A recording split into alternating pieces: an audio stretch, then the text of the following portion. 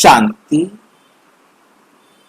नवरात्रि का असली रहस्य आज हम पहला विषय कर रहे हैं। नवरात्रि का असली रहस्य,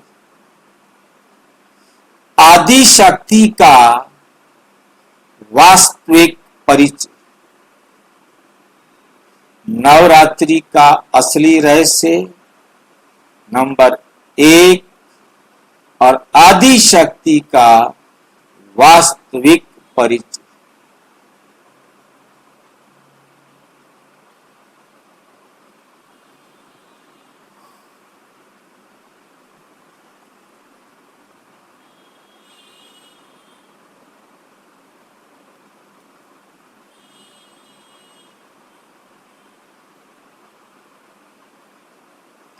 नवरात्रि का त्योहार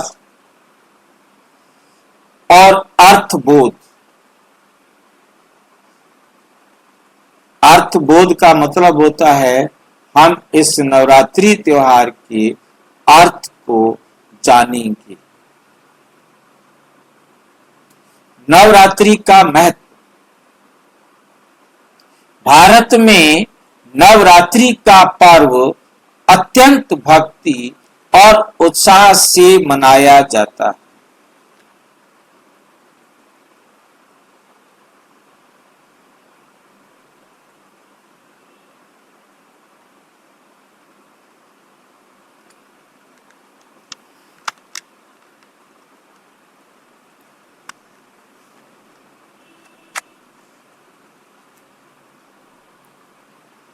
कलश स्थापना। सबसे पहले क्या रखा जाता है? कलश को स्थापन किया जाता है। ये सृजन का प्रतीक है। ये किसी भी कार्य के सृजन करने का, रचना करने का पहला प्रतीक है, चिन्ह है, निशानी। दूसरा क्या किया जाता है? अखंड दीप, दिव्य ज्ञान की ज्योति जलाई जाती है। अखंड दीप कि जब तक हमारी नवरात्रि चलेगा तो हमारा अखंड दीप जलता रहेगा।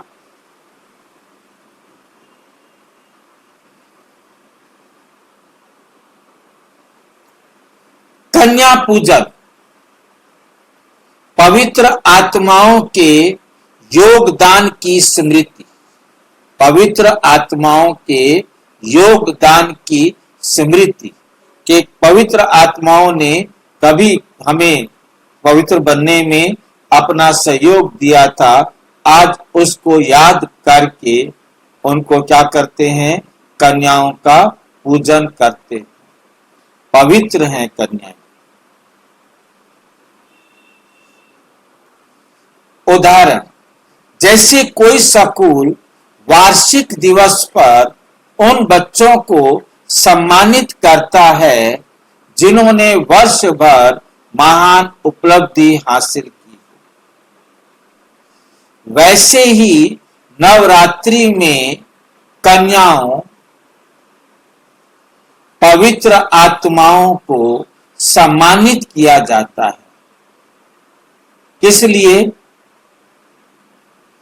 जिन्होंने ईश्वर की मदद से असुर प्रवृत्तियों पर विजय पाई। जिन्होंने ईश्वर की मदद से आसुरी प्रवृत्तियों पर विजय पाई। और जिन्होंने विजय पाई उन आत्माओं को क्या किया जाता है? सम्मानित किया जाता है। अब कब विजय पाई? जब ईश्वर आकर उनको पवित्र बनने की विधि सिखाते। नंबर 2, आदि शक्ति का वास्तविक स्वरूप। मुरली में शिव बाबा बताते हैं आदि शक्ति कोई भौतिक मूर्ति नहीं है। आदि शक्ति कोई भौतिक मूर्ति चित्र नहीं है। बल्कि आत्मा आत्माओं का पवित्र स्वरूप है, जो ज्ञान और योग के बल से असुर प्रवृत्तियों का विनाश करती है। वो आत्माएं जो पवित्रता स्वरूप हैं, जो ज्ञान और योग के बल से आसुरी प्रवृत्तियों को का विनाश करती है। सरस्वती, दुर्गा, काली, ये सभी प्रतीक हैं उन आत्माओं के जो ईश्वर की शक्ति से बुराइयों पर विजय प्राप्त करते हैं, बुराइयों पर विजय प्राप्त करते। 18 अक्टूबर 1965 को बाबा ने कहा, बच्चों, शक्ति स्वरूप माताएं ही दुर्गा कही जाती हैं, जो विकारों रूपी राक्षसों को मारती, जो विकारों रूपी राक्षसों को मारती। 2 अक्टूबर 1970 की मुरली में कहा, ये देवी देवताओं का पूजन क्यों होता है? क्यों होता है? क्योंकि उन्होंने संगम युग पर महान कार्य किया था। उन्होंने संगम युग पर महान कार्य किया था।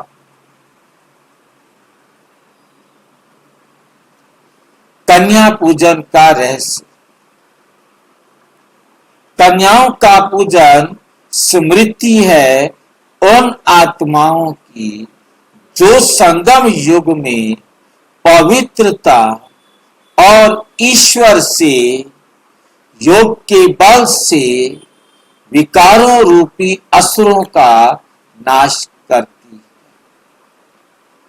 योग के बल से विकारों रूपी असुरों का नाश करती है।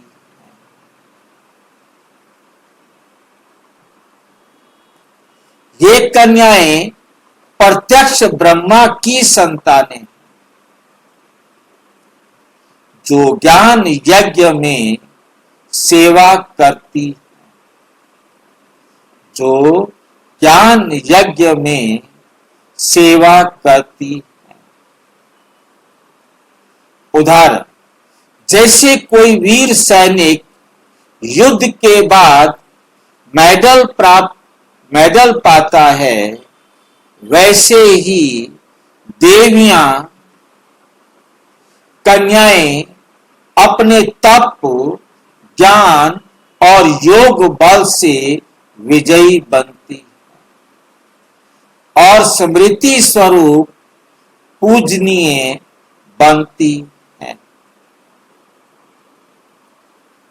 नवरात्रि का आध्यात्मिक संदेश। दीपक जलाना, आत्मा में ज्ञान रूपी ज्योति जलाना। दीपक जलाने का मतलब क्या है? आत्मा में ज्ञान रूपी ज्योति जलाना।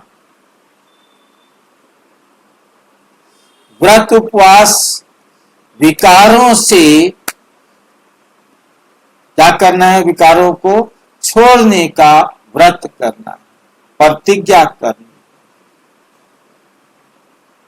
अर्थात मन वचन कर्म में पवित्रता।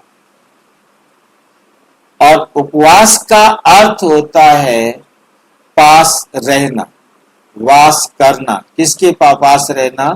परम पिता परम आत्मा के पास रहना। जागरण, आत्मिक जागरूकता, नींद से जागना अर्थात अज्ञानता से ज्ञान में आना। जागरण, आत्मिक जागरूकता, नींद से जागना अर्थात अज्ञानता से ज्ञान में आना। अज्ञान से ज्ञान में आना।